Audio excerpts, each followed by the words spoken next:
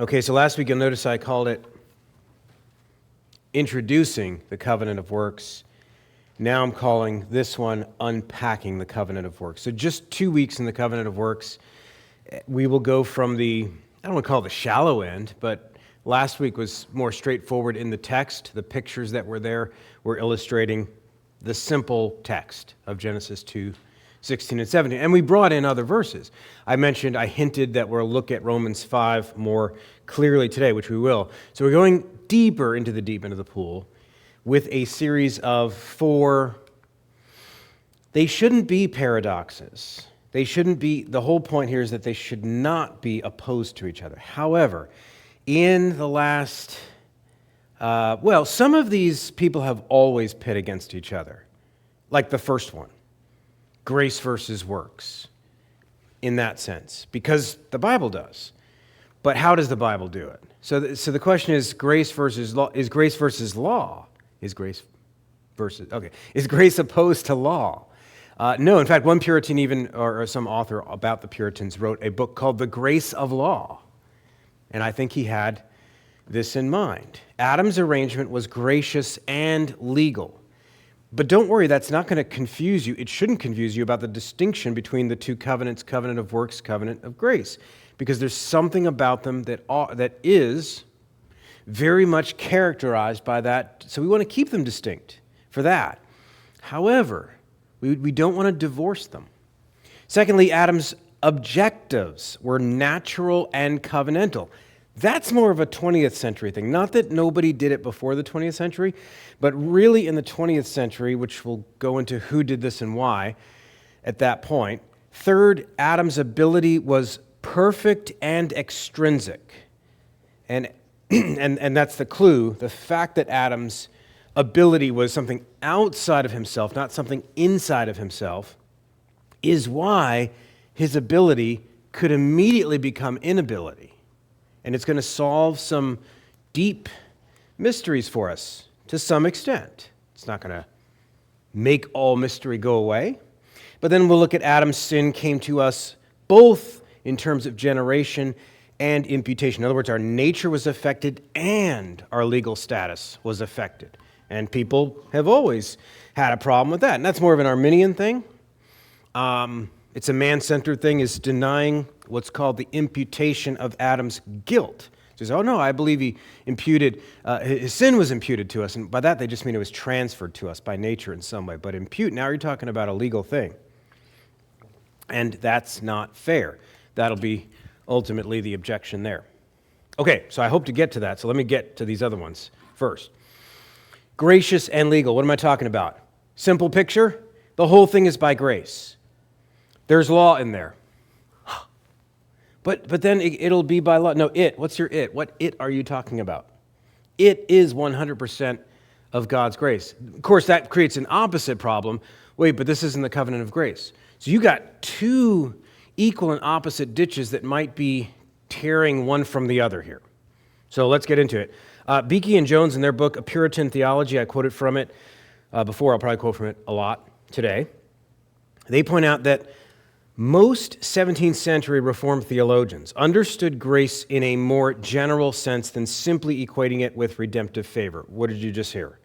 Did you just hear him say, those Puritans back there understood grace only in a general sense, not in a redemptive sense? That's not what they said. They said, in addition, they understood grace in a more general sense than simply, or than only, or than exclusively equating it with redemptive favor. In other words, the Bible could mean one or the other depending on the context. So these 17th century Reformed, the Westminster Divines, the ones that were so busy being architects of covenant theology, they understood grace also, not exclusively, also in this more general sense. What do you mean? Well, they continue. Primarily, grace refers to God's free favor to his creatures and the blessings he gives to them. Free. Free, meaning you can't earn it. You didn't cause it. Okay, let's keep going here. In the covenant of works, Adam received the grace of benevolence. In the covenant of grace, he receives the grace of mercy. What are they getting at? They're defining grace, as Charles Spurgeon famously did, as God's unmerited favor. Let's make it even simpler. Good stuff from God that you don't deserve. Do you have to have fallen into sin already for that to be the case? No. Because Adam, by virtue of being a creature, did not deserve anything good from God. Think about it. When you're a nothing, do you deserve something?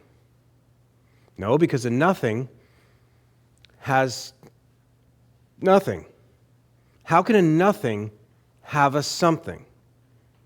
A thing has to be for it to be any particular thing. And one of the things you can't have when you're nothing is merit. Deserving. I have this coming. You have nothing. There is no you. Who am I talking to? There's no one there because it's nothing. And a nothing can't have a something.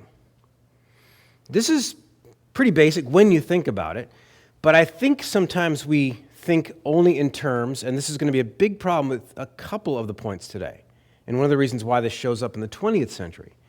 Because for whatever reason, redemptive grace in salvation starts to turn this whole thing inside out in the name of taking salvation seriously, which we should. Okay? Roberts, I've quoted him a couple times. In his book on God's covenants, he gives two reasons to establish this fact, that there is an overarching initial grace first that you have to consider.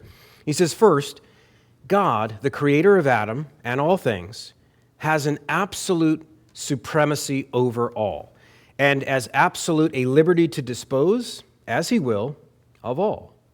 He might, as creator, have dealt only in a supreme way of command, requiring duty from Adam without any promise of reward, but he condescends to Adam, enters into a covenant and promise with him of his mere good pleasure, being no way necessitated or obligated thereunto, and that was mere grace. In other words, on that first point, I just said, does he have to create? The obvious answer is no. Okay, if he creates, can he bind Adam to law and give no reward and no promise of good that he will give grace for later? Why not? Why is the answer different? He's still the sovereign creator. And Adam still doesn't deserve, but Adam's there now. Okay, but he's, by virtue of his creatureliness, he has nothing but what God dictates. Second, Robert says, Adam, though perfect and upright, and though perfectly persevering in that integrity, could merit no reward. So you say, what about Tuesday? What about Wednesday? What if he keeps going? Why is the answer different? Nor any promise of reward. For when he had done all he could, he should have been an unprofitable servant, having done nothing but what was duty. So why, you put it all like that, you're like, okay, who disagrees with this? Lots of people, actually. Why? Sometimes before we get to their theological motives, I think sometimes psychologically, I think we overlook some of the most obvious facts sometimes, even the most obvious words. So recall Genesis 1 behind Genesis 2. The words blessed and given, as in God blessed them, verse 28. And verse 29, behold, I have given you. This isn't even Monday or Tuesday yet. This is just the day that Adam and Eve are created. God is giving to them. What is he giving them? Everything they have. Everything they have is an unearned, unmerited gift. And then by way of contrast, in chapter 2, verse 18, then the Lord God said, it is not good that the man should be alone. I will make him a helper fit for him. Notice also there, same principle. If that state of affairs was not good, and God did something about it that was the perfect remedy, well, then the opposite state of affairs would have to be good. More blessing, more creational grace. How did that grace play a role in Adam getting to work? In Adam's moral duties that God had given them? Adam needed help from God to obey the law. So not only is everything that's given and presented to Adam good, Adam now needs help to obey the law. You think that'll be earned? You think that'll be intrinsic to Adam? Not to skip ahead to the third point, but no, that'll be gracious as well. So I've hinted in passing that objections, now let's get to some, who are the main critics of this. Oftentimes, objections to our doctrine in the covenants can come in the form of historical revision. And I always tell people, every lie is a twisted truth. Sometimes those historical revisionisms really only take flight because there is some truth in them. They can be based on some historical truths. Bartians, I mentioned Karl Barth and his followers. People don't like that. Followers, like they're, like it's a cult or something. But all I mean is just people in his strand or way of thinking. For example, Bartians insisted, and these are the words of, I think this is Cornelius Venema. Yeah, Venema in his Christ and Covenant theology. He says that this is their argument, that the Westminster Confession of Faith's distinction between a pre-fall covenant of works and a post-fall covenant of grace. So Bartians are looking back at the Westminster Standards, and they're seeing this setup, this framework of two covenants, works and grace. And they say it is not found in the writings of John Calvin. You might say, well, who cares? I care what's in the Scriptures. Okay, and we'll get to that. But at this point, they're also saying Calvin wasn't a covenant theologian in this sense. He was mono-covenantal, one covenant. Not found in the writings of John Calvin. It was only first expressed among the Reformed in the writings of Zacharias Ursinus, the author of one of the two authors of the Heidelberg Catechism. And that's where it starts to build steam. And then the 17th century just blows up, and there's all these system builders, and they gave us this rigid thing. What motivated Barth? I gave you some hints there. Rigidness. That's the way they see law, or even covenants in general as contracts, as getting it in writing, as two parties, and all these different things. It's so impersonal, so mechanical, so remote. So what motivated Barth? Two theological principles that you may not care about at all, but one, it's true, and more people at seminary and more people that become Reformed pastors have this soak into them without understanding what they're having soaked into them. That's one reason it matters. Secondly, some of these reasons parallel the reasons of Van Tillianism, going against the nature of things. So the more conservative Reformed pastors will also have this problem, even though they agree with the Westminster Standards about Reformed covenant theology. They have less of a reason to do so, and it'll start to create cracks in their system. And that matters.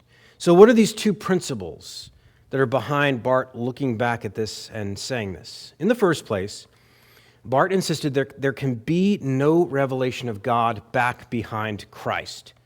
So when you talk about a natural truth about God, God revealing himself in nature, Barth would say no. So he's got to do all kinds of acrobatics with Romans 1:20 and passages like that. But there can't be that because everything is Christ. And sounds very pious, sounds very Christ-centered. Also, second assumption, there can't be any static as opposed to dynamic. Static meaning impersonal, abstract idea of God in which his being in eternity determines how he acts down here. Just to be free and sovereign to act down here as he wants. That second part sounds like us. First part, why did he pit those against each other? Well, one reason was his first assumption. See, you're using logic and a bunch of natural things to get God into a straitjacket in eternity and say that he must be impassible, he must be immutable, he must be in aseity, that we use that word for that. He must be simple, not composed of parts, and so on and so on and so on. But God is free to be who he is in the biblical text. You ever heard any of this stuff? It's, for some reason, very alluring to people. Long story short, he must relate creation and covenant to each other in a way that maintains these two principles and values. And so the creation, Barth said, is the external basis for the covenant. It's the stage of it. It's the scaffolding. And the covenant is the internal basis of the creation. So that's what I said by inside out. He looks back through Christ, back into the garden, and really back into all things outside the church, outside the Word. And he turns it inside out by saying, no, you can't find God outside of Christ. Again, I could think of lots of passages in the New Testament that seem to say that. But in doing so, he makes the creation the mere stage of the covenant. And so what's really going on here is a personal relationship that a free and sovereign and gracious God made with all mankind. That's one covenant. He continues on this idea that covenant is the point here. Creation is just the stage. If creation, he says this, I skipped one. He says, thus the covenant is the goal of creation, and creation is the way to the covenant. It's just the path, the way, the road, etc. Or elsewhere he says, if creation takes precedence historically, yes, it came first, the covenant does so in substance. So that greater internal substance, that driving force, is the love of God, so that it's not enough that creation or nature or morality or works have a gracious element. That's not good enough for Bart. You can't have any objective sense of God's world, any objective nature, any objective script that God wrote to mankind outside of Christ, or not only in God's world, but in man's thoughts. Those, if you're going to talk about it all, it can only be a trellis in relationship to the vine. And the vine is God's free acts of salvation and his love for mankind. And if the trellis no longer supports the growth of that gospel vine, and so much for the nature of those things. So this is mono-covenantal. And Barth says this is the way Calvin thought. Calvin didn't go far enough. And this is what people do when they start doing historical revision. He said, well, even Calvin sometimes wasn't Calvinistic enough in his thoughts for Barth's thinking. But he sees that for Calvin, and really before this all got messed up by those systematizers in the next century, there was one covenant that is characterized by grace, and its substance is Christ. And that's really just one of many features that made people look at Barth and say, are you a universalist by any chance? And of course, he dodged the question. And he believed in election and reprobation. What he meant was Christ is the elect man, taking the sins of all mankind upon himself, and Christ is the reprobate man, taking the curse of mankind upon himself, and so on. So are you a universalist? No answer. So, it might help you know, by the way, that Barth also could not consider the Genesis account to be a literal account. Oh, well, that does help me understand where he's coming from now, because then that also minimizes the sense in which Adam's trajectory and his nature was affected, and therefore all mankind after him. Okay? But when he looks back at the tradition, the Westminster Standards, for him, when they say covenant of works and covenant of grace distinct, for him that amounted to legalism. Okay? It made everything, your relationship with God, merited and less personal. Well, he's had many followers. One in particular wrote a whole particular thing. I don't want to spend too much time on this guy because he's really not that important, but he's characteristic of the way Barthians took the ball and ran with it and really sold this idea to several generations of Reformed pastors. And briefly summarized, the view is this. If the Westminster doctrine of the covenant of works is true, that it's this separate initial thing that we cannot keep and that God holds over everyone who's not in Christ, then salvation by grace alone is not true.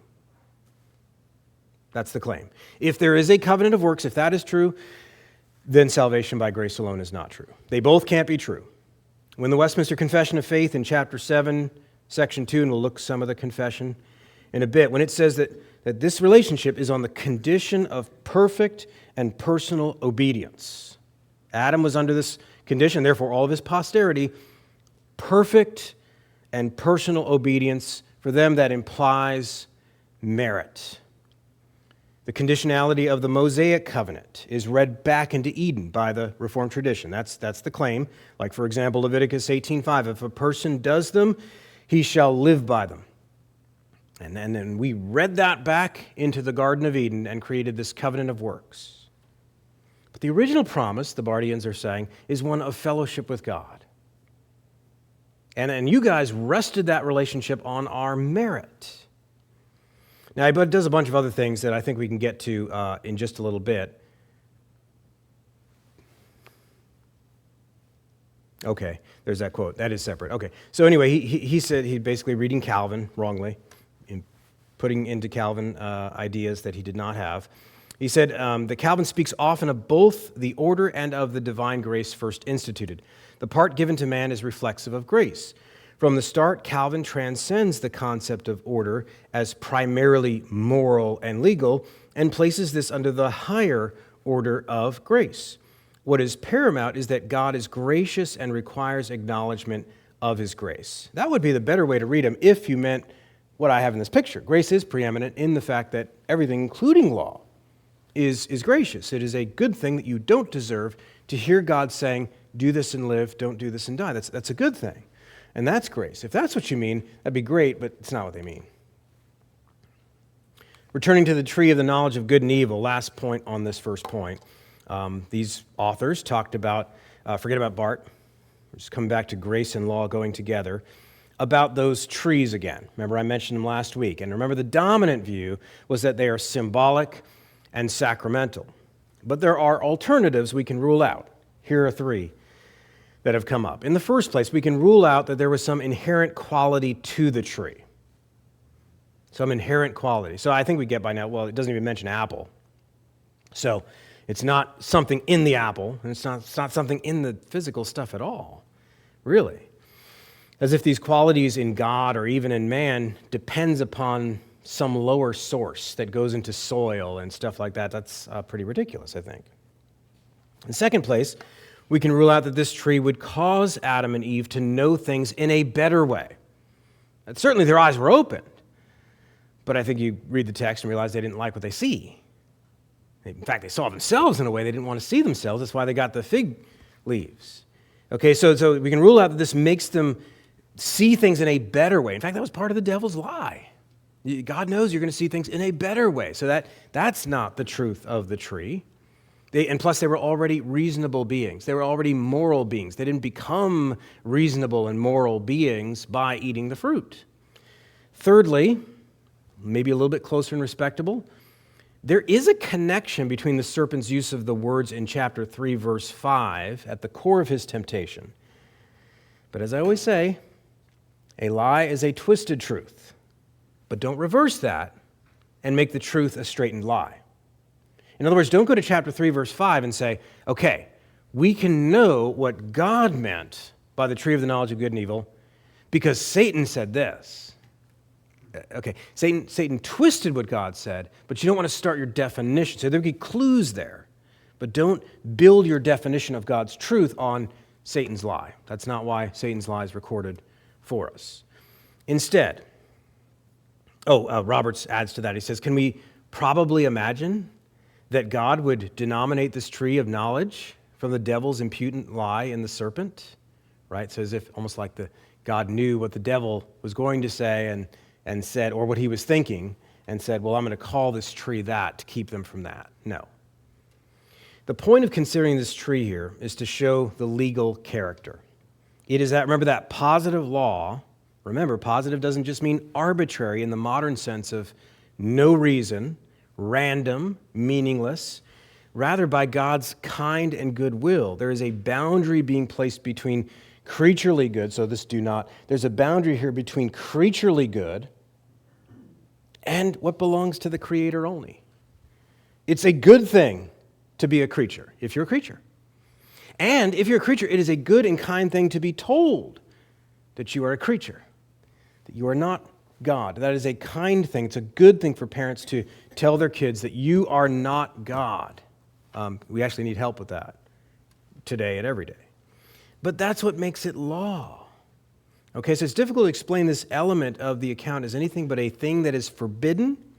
It's linked to a threat of punishment.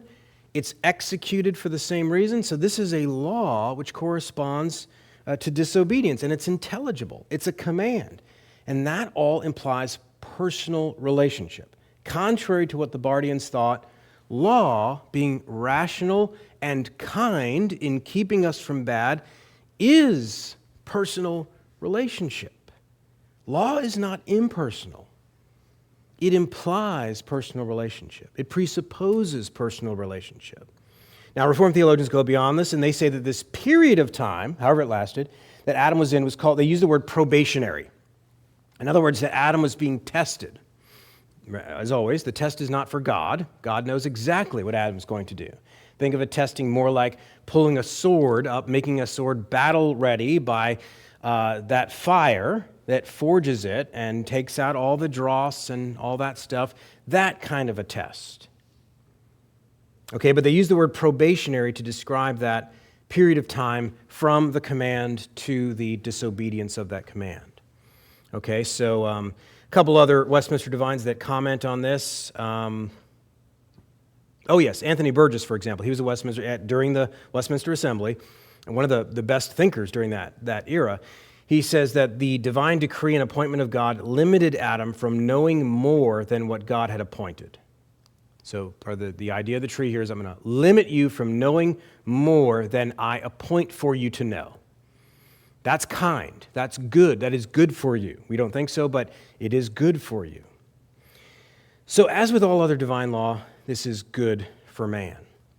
But above all, the harmony of grace and law can be found in God's providence to superintend both covenants that are coming, the covenant of works and the covenant of grace, by one decree. In other words, there's a unity between them.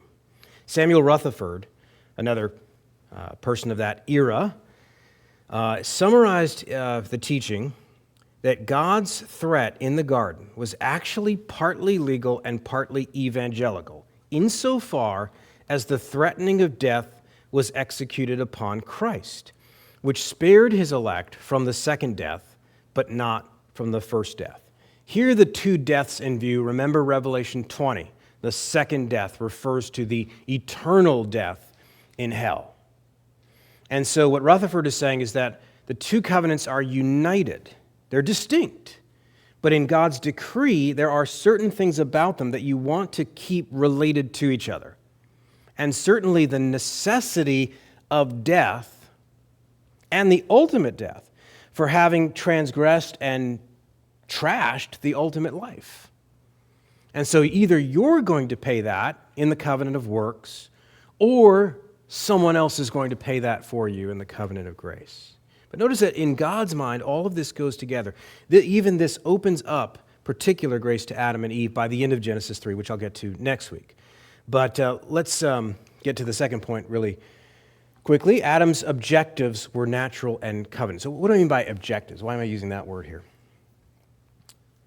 I mean it in the broader sense than just what you're looking at in chapter 2, verse, don't do this, or you'll die. I mean it in the broader sense of Adam in creation. So think of objectives. There is an end. That word teleological in theological writing and thinking, something made with a purpose, with a particular design.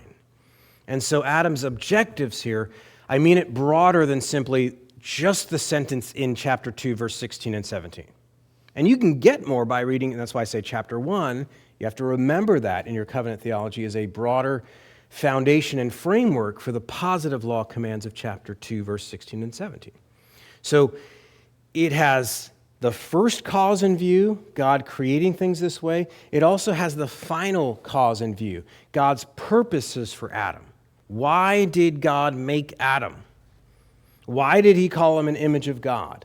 And then you could ask, well, why did he command him this particular thing? I bet it's all connected. And a lot of times we want to, past 100 years for sure, more and more people want to pull these things apart, separate them. One of these is just about salvation and Jesus in your heart and your escape from this world. The other one is about how the world works and how you fit in it. And if I'm talking about one, then I must be from a different worldview than the other. And that's what you get today. So what am I talking about here? I'm talking about all of the objects, not just in Adam, his nature, but all of the objects, intellectual and moral, that make Adam the actor that he was meant to be and make the stage that he's on what it was meant to be, with all its props, all of its scenes, all the other characters in the play. So that's what I mean by objectives. I mean everything Adam was to be doing in relation to everything else, and ultimately all unto God. Shortly summarizing the point that we read from Francis Roberts last time, remember Roberts equated the covenant of works to the moral law. I mean, he so closely associated them with each other that he said the covenant of works, namely this moral law, or maybe he said it vice versa. And he wasn't saying that's all there is to it. He's just saying that's at the heart of it. Beeke and Jones write this. Is there a quote there? Yeah. He say the moral law possessed primary significance in the covenant of works. Since Adam was created in God's image, the law of God was written on his heart. Part of the problem here, I need to remind us, what is moral law? Because we haven't got to Moses yet, right? We haven't got to Sinai. Moral law, as distinguished from ceremonial and the civil law of Israel, but especially from the ceremonial law. Moral law is that aspect of the law and those commandments that are rooted in the permanent nature of things. They regard Adam as image of God shaped, not Adam as Israelite priest of God shaped. So the ceremonial law is the ceremony that Israel, as a nation of priests, was participating in to be a type of Christ. That was meant to be terminated on Christ. When the fulfillment comes, the shadow goes away. That's the language that Hebrews uses to talk about the ceremonial law. Hebrews 7:12, when there's a change in the law, there's a change in the priesthood, or vice versa. Point is, that's a verse that talks about the ceremonial law being changeable because of Christ. The moral law is not changeable because it regards the way that God made man in relation to himself, first table of the law, and in relation to other men, second table of the law. So when we're talking about the moral law, you say, well, but wasn't that at Sinai? Yeah, but human beings were human beings before Sinai. So that's what's meant by moral law. One member of the Westminster Assembly, another one, John Lightfoot, put it in this way. He said, Adam heard as much in the garden as Israel did at Sinai, but only in fewer words and without thunder. It's an interesting way to put it. I don't think he's trying to claim, I know the amount of words, because they're not in the text itself, that he heard there. And in Exodus 20, there's X amount of words, and I don't think that's his point. He's not being literalistic there.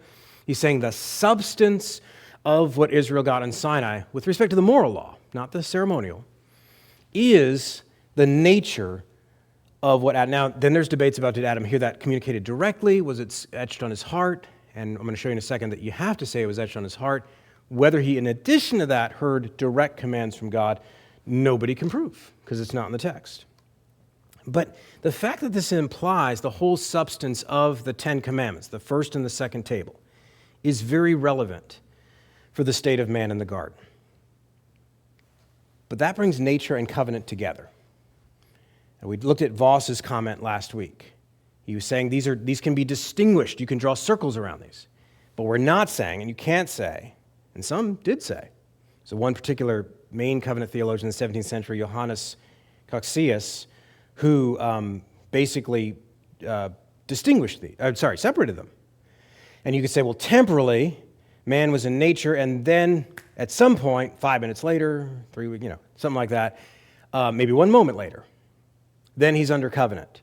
I think what the majority of Reformed theologians would say is that there was never a point where Adam was not under covenant, so that Adam was, but on the other hand, there was never a point where Adam was not in nature, with an objective nature. So don't go to either extreme. Adam is a covenantal and natural being in a covenantal and natural world.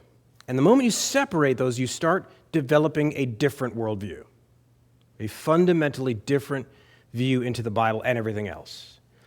One other Puritan from that time, Thomas Goodwin, described the original power of the law of nature being more than simply a set of moral obligations. So here's another dichotomy. I'm talking about nature objectively, the nature of things as God created it, even in Adam. Now, Goodwin's going to talk about another Reformed concern, which is his natural capacities, a subjective meaning of nature, how his nature is performing at achieving those objectives and ends. What happened in the 20th century is that Reformed theologians were always able to distinguish those things, objective nature, the way things are, because they were just better thinkers back then. They studied philosophy. They didn't go to American public schools in the 20th century. And then the subjective nature, the natural way that, well, how's Adam living up to it? How's his nature? How's the two uses of the word nature? 20th century, can't think on that level. Natural, what is that? Who cares about that? Adam's nature, he can't do it.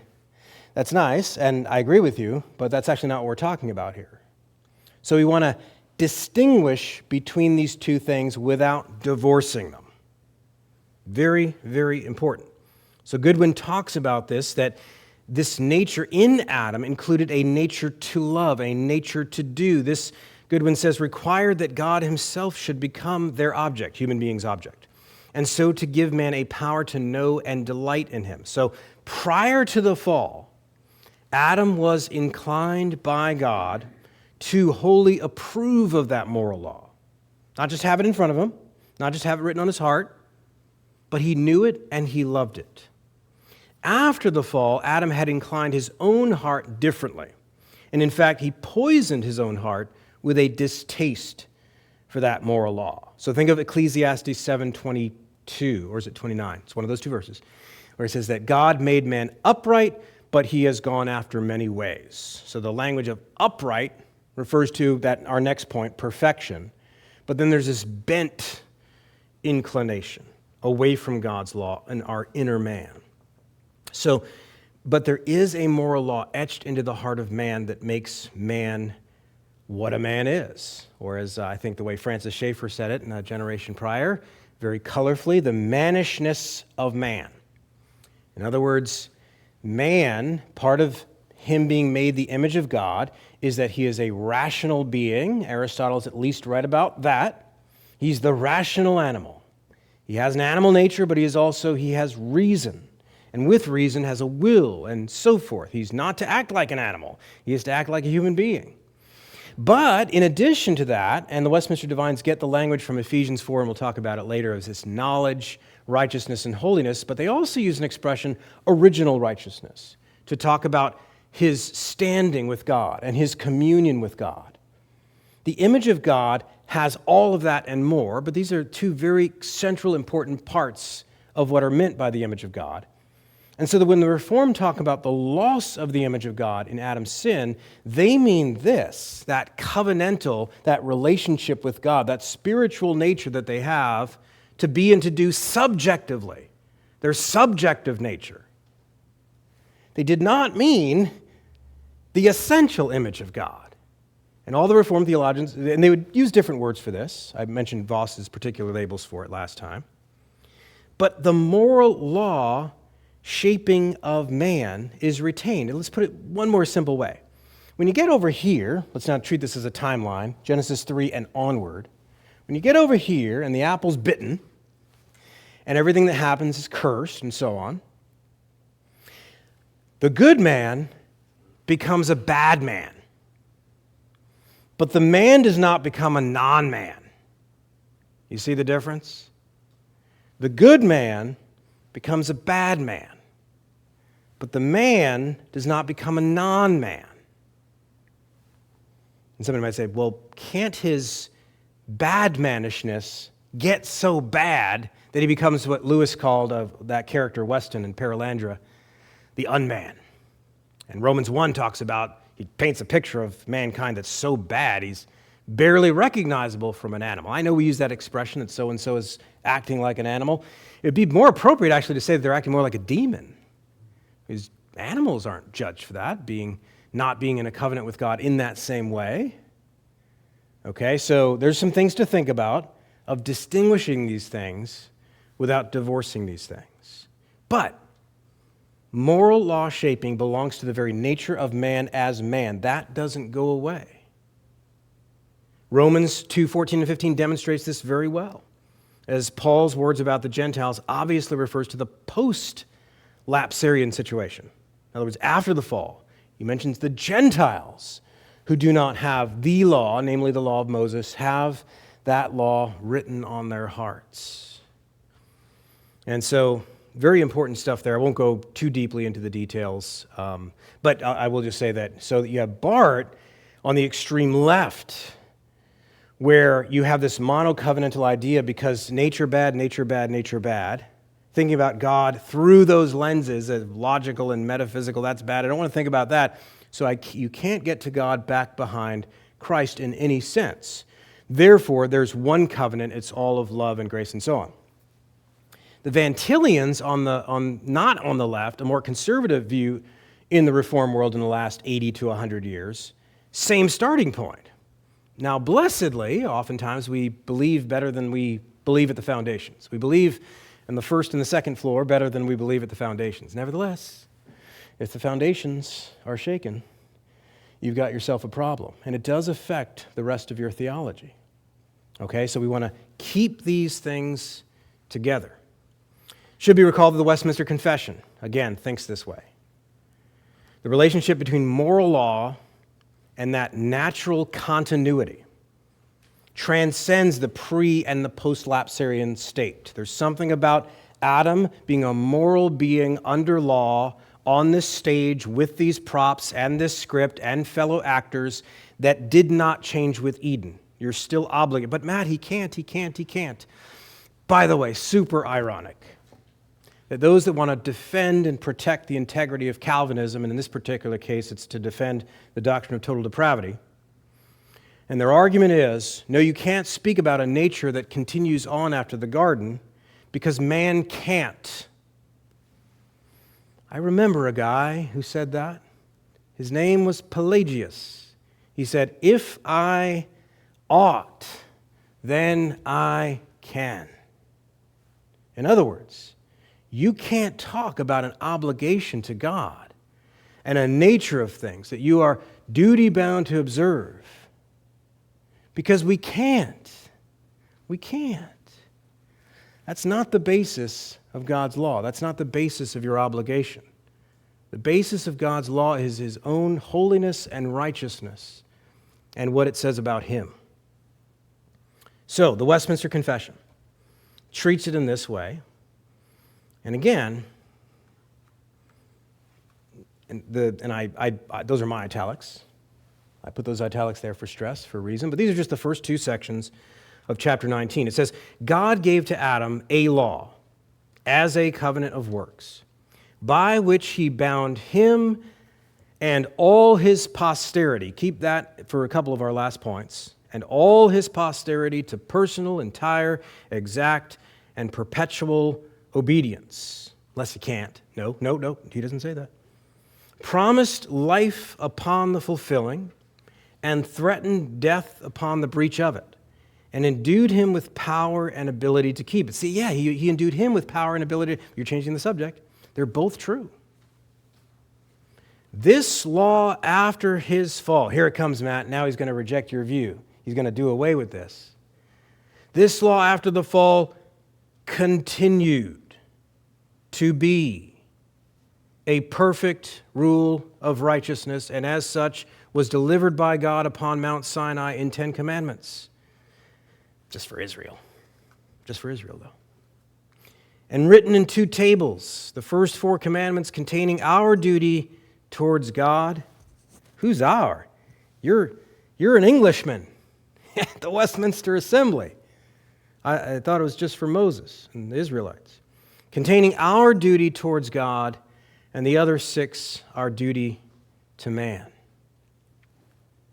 This is the nature of things. This is what God requires of all mankind as mankind. Okay, so this last part of this is third point here. This reflects the view of Roberts, who I'm probably quoting more than anybody. Adam was created for the covenant. That is, a covenantal relationship was an additional development, and we've seen that, but that is also a particular nature. One more way to say it. I didn't quote him up here, but I have these new things here. I wrote that there. Another guy, same generation, Edward Fisher, he's one of the Westminster Divines, or at least a contemporary of them. He argued that the moral law and the natural law was the matter of the covenant of works. So the way that Adam is perpetually, therefore the way that you are. Say, but I can't. That's not what I mean. You still get a shovel from Home Depot, and don't use it to strike your neighbor. Use it to build a garden. That's still the law. That's the nature of things. That's the matter of the covenant, Fisher said.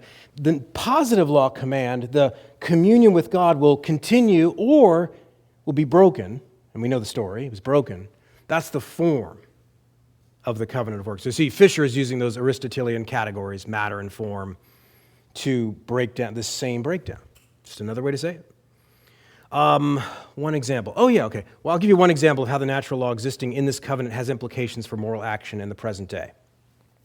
You root male and female distinctions between each other.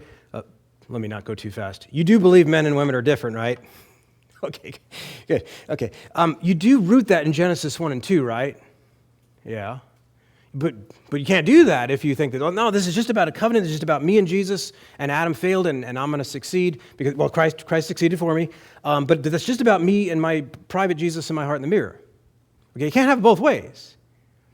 You can't just arbitrarily root that back in Adam and Eve unless you believe that something has continued in the basic nature of, in this case, male and female. Well, Roberts is looking at this, and he says, I see a couple things here about the text in Genesis 2:16 and 17. First of all, Adam was the sole audience to the announcement of the covenant, and he later taught it to Eve.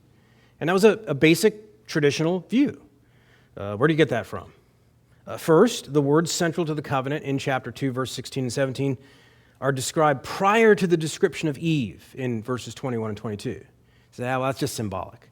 Well, Robert's second point is that when God forbids the eating of the tree of the knowledge under the pain of death, wherein the promise of life contrariwise is implied, he speaks only in the singular number, namely to Adam only. So he's looking at the Hebrew grammar there and saying that he is speaking in the singular to Adam. And of course, if you want to say, well, everything was symbolic there, it wasn't literal, yeah, you can go the way of Bart there, but just be honest about where you're going if you do. I'll try to go quicker through this point. His ability is perfect and extrinsic. What do I mean by that? Remember that little detail that the confession makes here? God had made after he made all of the creatures, he created man, male and female, with reasonable and immortal souls, endued with knowledge, righteousness, and true holiness, after his own image, having the law of God written on their hearts and power to fulfill it under a possibility of transgressing. And yet a possibility of transgression. And that's the big question. Why? How? How is there a possibility of transgression? Being left to the liberty of their own free will. If you're an Arminian, you're like, yeah. But if you're a Calvinist, you can keep pressing too, which was subject unto change. What's that got to do with anything? That's the whole thing. That's the whole thing. What whole thing? Fast forward to where I really want to get to. Roberts is a good example of someone who stands very much in the Augustinian tradition of explaining the origin of evil. And I've never said that this is not mysterious. It is mysterious. There's an infinity of mystery there.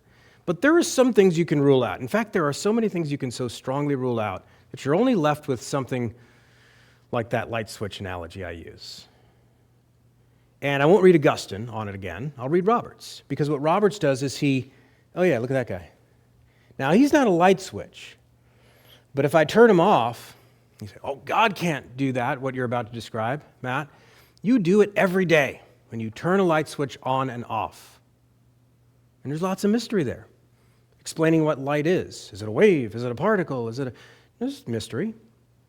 But every day when you turn the light switch off, do you cause the darkness in the room? Yes. When you turn it on, do you cause the light in the room? Yes. So you create light. You don't create it, let there be light create, but you create some positive, what you caused is a positive energy, right? Yeah. And then when you turn it back to off, you caused a positive substance called, you had a box of darkness that spilled out on the floor.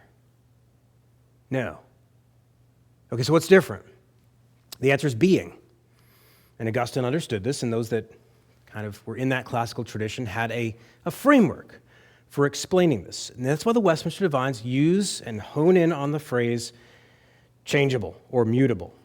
That is why God can cause all things, including all evil, without ever creating a speck of evil. What's important here, when we say God's not the author of evil, that's true and that's important. What do you mean? Do you mean dualism, like there's two gods? Oh, of course not. Okay, well, that was what Augustine was dealing with in his anti-Manichaean writings when he wrote about this, because they were dualists. They believed yin and yang. Light and darkness were two equal and opposite forces. So you got to have a better explanation than that, and this is. Namely, that God can let go. And Adam, being created ex nihilo, has nowhere to go but ad nihilo. And it's kind of like one of those old dimmers in the room. You don't shut it off all at once, you just dim the lights. God can uphold a being in existence less and less and less, and keep it in existence for all eternity in hell. Withdraw some of his operative grace. And all of that's within his decretive will.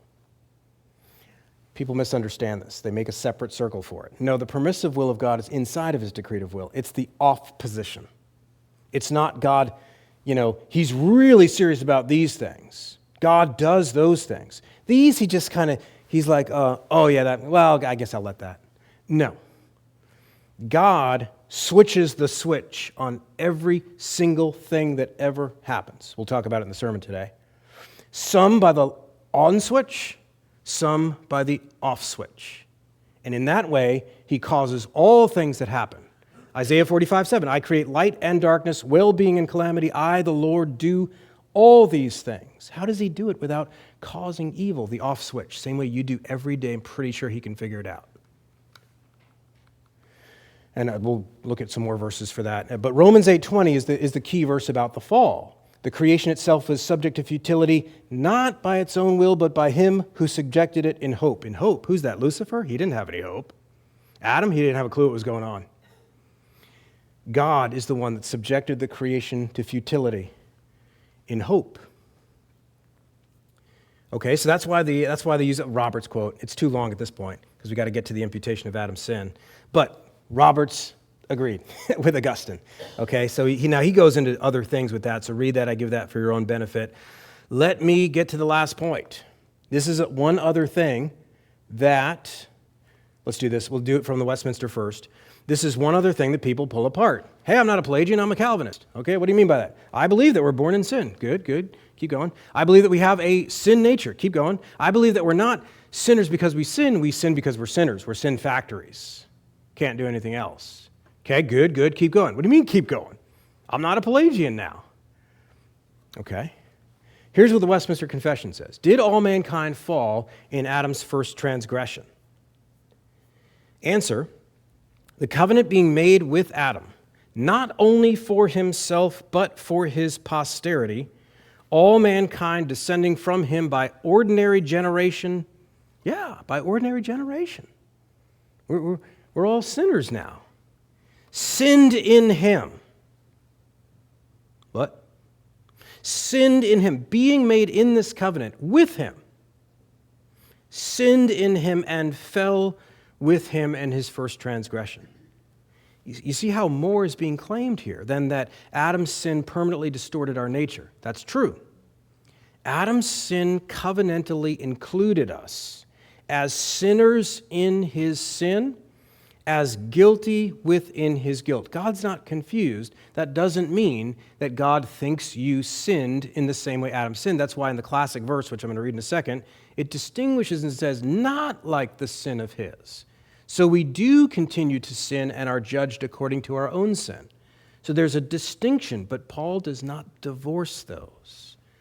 So they made the categories between original sin and actual sin. There's other ones to be made about habitual sin and so forth, but the ones that matter here are original sin and actual sin. And I think some people think that original sin just means Adam's original sin historically at a point, and then that starts the assembly line where we're not Pelagian. Well, it's part of it. Here's what Paul says, and I'll get to the chart here, because here's the verse. Romans 5:12 through 21. Notice, pay careful attention to the analogy and all that is analogizing. Therefore, just as sin came into the world through one man, and death through sin, and so death spread to all men because all sinned, for sin indeed was in the world before the law was given. The law of Moses. He's switching back to the law of Moses. But sin is not counted where there is no law. Yet death reigned from Adam to Moses, even over those whose sinning was not like the transgression of Adam, who was a type of the one to come. First Adam, second Adam. But the free gift is not like the trespass. So there's going to be something in Romans 5 that's not like. For if many died through one man's trespass, much more have the grace of God and the free gift by the grace of that one man, Jesus Christ, abounded for many. And the free gift is not like the result of that one man's sin. For the judgment following one trespass brought condemnation, but the free gift following many trespasses brought justification.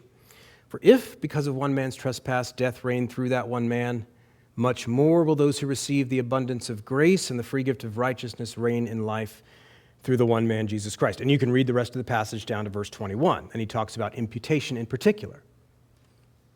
But I have to ask, what's the analogy? Is the analogy just about a cause and then the spread of this rot, and then in Christ, a cause and then a spread of the Holy Spirit's good, what Lewis called the good infection? Is that all that's going on?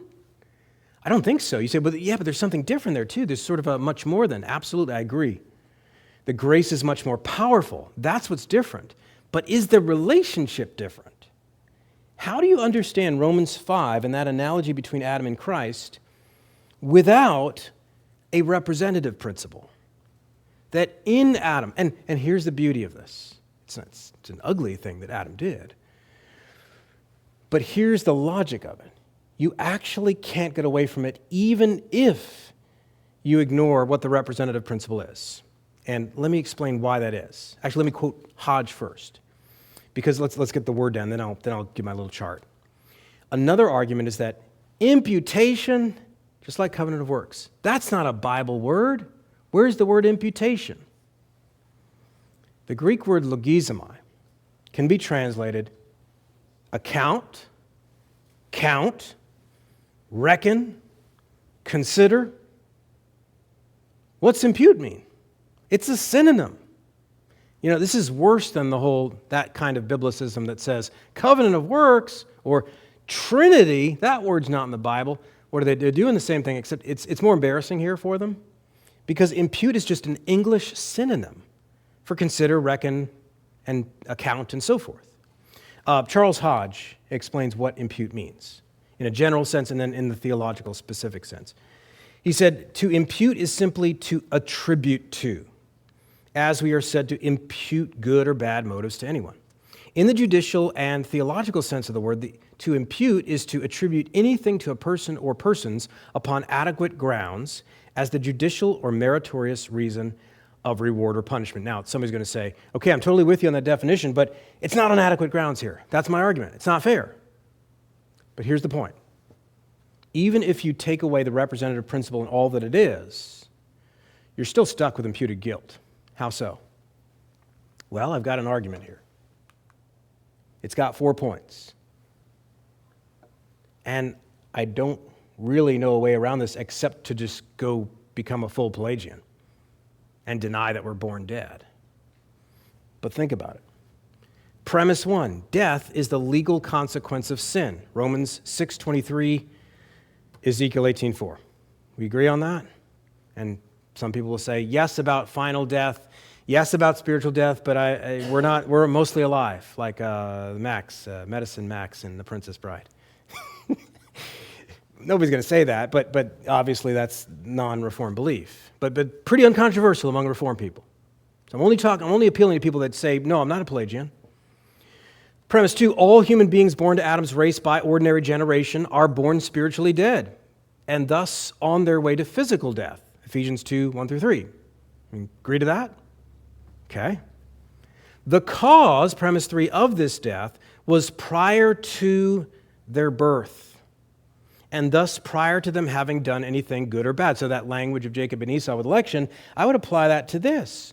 If you want to rescue all the people after Adam from this imputed guilt, you have to deal with the fact that that death happens to them before they were ever born, and we've already agreed, premise 2, that that death was a sentence for sin.